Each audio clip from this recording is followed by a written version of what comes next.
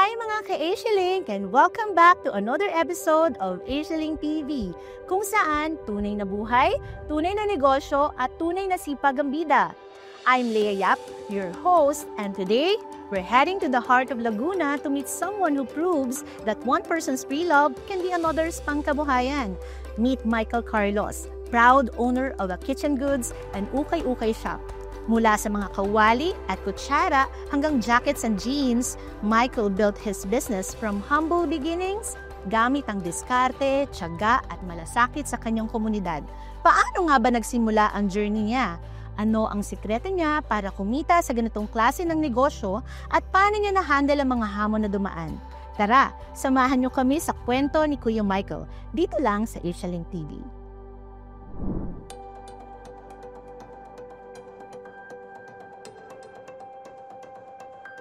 Hello, good afternoon. Ako po si Michael Carlos, dating driver, ngayon po business owner po ng Japan and England Kitchenware. Dati po akong driver, kaya lang po hindi naman po palaging available po yung trabaho po. Doon ko po naisipan na isanla yung ORCR ko sa Asialink. Ang naging role po ng aking wife, bali siya po yung nagbabantay ng negosyo ko po. Ako po yung tiga-supply bilang driver din. Naging katulong ko po siya sa negosyo ko po. Hello po, ako po si Edna Carlos, asawa po ni Michael Carlos. Ayun nga po, nagtutulungan kami. Ako po sa online, ako rin po yung nagbabantay ng aming tindahan. Tapos at the same time, siya naman po, nagda-drive po siya. May point din po na nag-aaway talaga kami, pero at the end of the day, lagi po kami nagkakasundo. Nagpapaliwanagan na lang po kami. Ako po talaga yung laging nagmamanage sa mga online business namin. Ngayon, ako po yung kinakausap ng mga customer. Tapos, sumasablay po sila. Nagagalit po sa akin yung asawa ko. Pinapagalitan din po niya ako. Pero pinapaliwanag po sa kanya. Tapos, sinasabi po lagi namin, hindi tayo magkalaban. Tayo ay magkakampi palagi, tayo ay magkakasundo palagi. Yun po ang sabi ko sa kanya.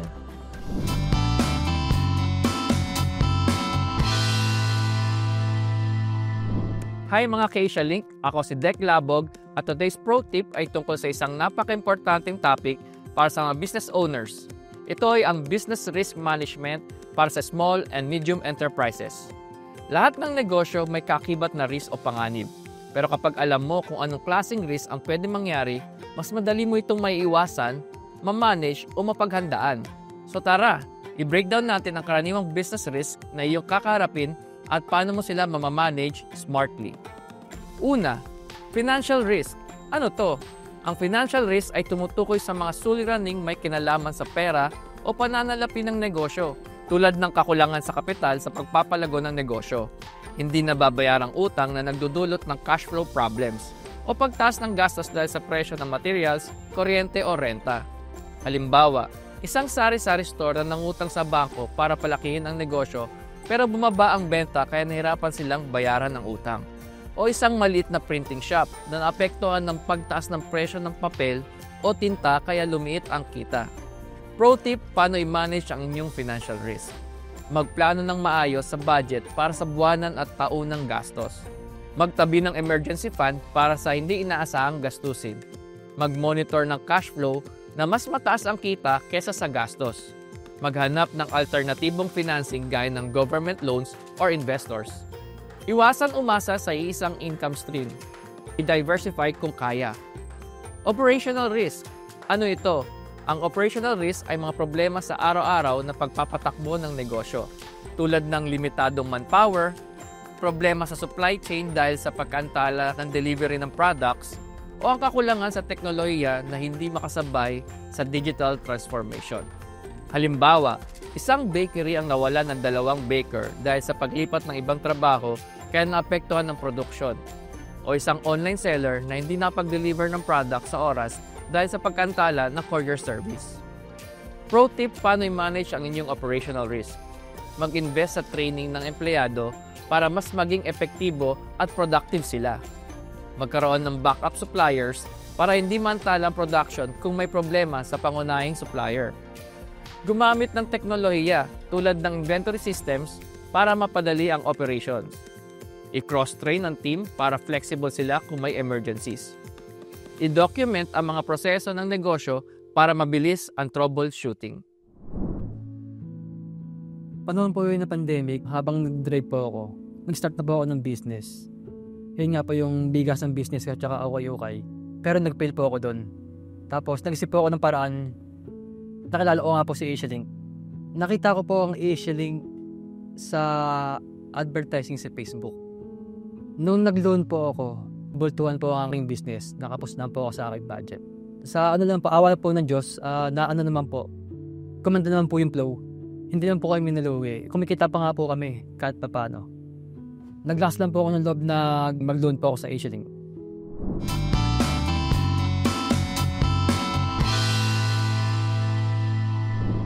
Hi again mga ka-Asialink! Pinag-uusapan natin ang mga business risk and management nito para sa mga small to medium-sized enterprises. Pangatlo, market and customer risk. Ano to? Ang market and customer risk ay mga pagbabago sa merkado o sa ugali ng mga mamimili. Tulad ng pagbabago ng demand ng customer base sa uso o pangangailangan, matinding competition lalo na mula sa malalaking kumpanya o ang pagtaas ng presyo ng produkto na maaaring mawalan ng customer. Halimbawa, isang ukay-ukay shop na nawalan ng customer dahil mas pinili ng mga tao ang online shopping platforms. O isang milk tea shop na bumaba ang benta dahil sa pagdami ng kakompetensyang mas mura ang presyo. Pro tip, paano i-manage ang inyong market and customer risk? Makinig sa feedback ng customers para malaman ang kanilang pangangailangan at kagustuhan. Mag-innovate ng produkto o service para makasabay sa uso at makuha ang interes ng merkado. Pag-aralan ng competition, alamin ang lakas at kahinaan para makagawa ng mahusay na diskarte. Iwasan umasa lang sa isang malaking client. Palawakin ang customer base. Pang-apat, legal and compliance risk. Ano ito? Ang legal and compliance risk ay may kinalaman sa mga batas, patakaran at regulasyon ng gobyerno. Tulad ng pagbabago sa batas at polisiya ng buwis, labor laws at environmental regulations o ang hindi pagsunod sa compliance requirement na maaari magresulta sa multa o pagsasara.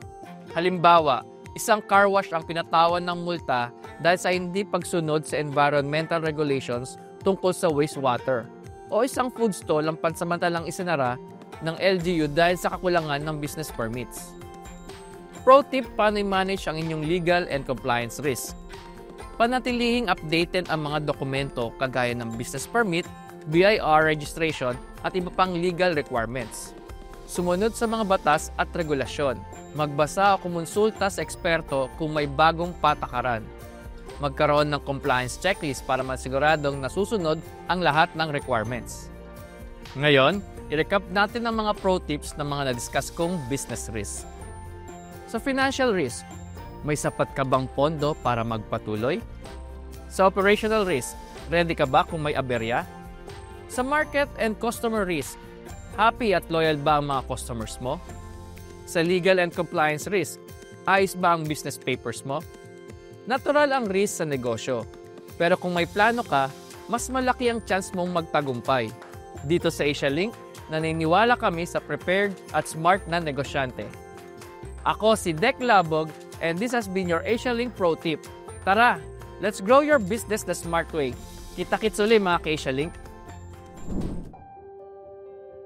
Nung una po, nag-fail din kami dito kasi maraming customer na magsasabing bibili pero hindi naman bibili. Tapos magpapareserve, hindi man itutuloy. Pero hindi po kami sumuko. Tuloy pa rin naman po yung buhay namin. Gumawa po kami ng paraan sa mga online, sa mga kakilala. Doon po siya lumakas kasi sa mga iba po, restaurant, doon namin pinupush. At the same time po, habang nagdadrive po ako, bali nagkaroon po ako ng extra income pa bilang ahente ng Asialink.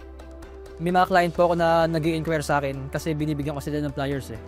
Bali nag-double extra income na po ang nangyari. Ang goal po namin talaga ni wife ngayon, mag-travel at magkaroon ng baby. Ang gusto po kasing bago ako magkaanak, maganda po yung future namin. Kaya ayun po yung nagtutok sa akin. Hindi po ako sumuko. Nagpatuloy pa rin po ako. Kasama ko po yung asawa ko sa pangarap po namin. Kay Aisling po, maraming salamat po sa inyo. Naging kasangkapan po kayo sa akin na makatulong po sa business ko po, sa aking naging overseer loan. Maraming salamat po talaga, Aisling. Message ko po sa asawa ko po, maraming salamat sa iyo kasi hindi ka rin sumuko sa akin. Salamat din kay Lord kasi binigay ko niya sa akin. Sa future na anak ko po, pagsisikapan ko na mabigyan ka na ng magandang kapalaran, magandang buhay. Kasi naranasan ko na halos karamihan yung field. Beb, pagbutihin mo palalo para sa future baby natin. Salamat. At andito na ako palagi sa'yo, susuportahan kita. Salamat. Beb, love you. At yan ang kwento ni Michael Carlos, isang negosyanteng nagsimula sa simple pero lumago dahil sa sipag, tiyaga at diskarte. Tulad ng mga ibang bagay sa tindahan niya, hindi kailangan bago para mahalin. Minsan, second-hand na negosyo pa ang may pinakamaraming puso. Sana ay na-inspire kayo sa journey ni Kuya Michael at naalala niyong sa bawat pagsubok may paraan. Sa negosyo man o sa buhay, kung may tiyaga at tiwala sa sarili, may asenso. Ako si Lea Yap, your host, at ito ang Asialink TV, kung saan tunay na kwento ng tagumpay ang aming ibinabahagi. Kita-kits ulit sa next episode mga ka-Asialink. Hanggang sa muli, padayon sa inyong sariling asenso.